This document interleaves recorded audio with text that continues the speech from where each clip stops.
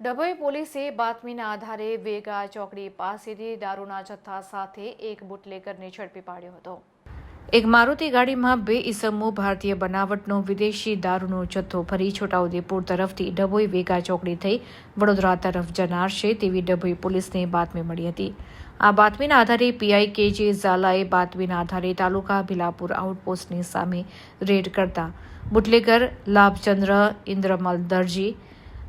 રહેવાસી વડોદરા સરદાર ભવનનો ખાંચો તથા નાગર રૂપસિંહ ભૈડિયા રહેઠાણ બડદલી મધ્યપ્રદેશ આ બંનેની ગાડી સાથે વિદેશી દારૂની નાની બોટલો તથા બિયરના જથ્થા સાથે ઝડપી પાડવામાં આવ્યા હતા। ત્યારબાદ તેમની પાસેથી દારૂના પ્લાસ્ટિકના ક્વાર્ટર તથા બિયર ટીન મળી કુલ નંગ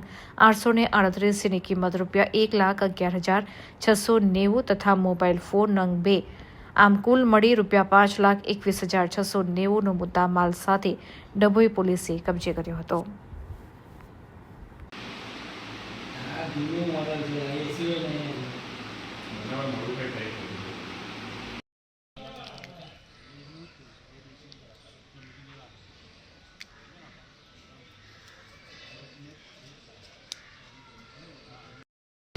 अरे भाई ये तो ये बधी 4 व्हीलर नहीं एमा जेनो हुकम दिएलो હોય એ છે કે 8 કે 7 ગાડીઓ બધી નહીં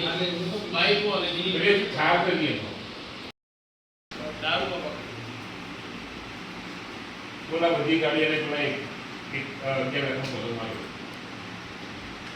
કેટલો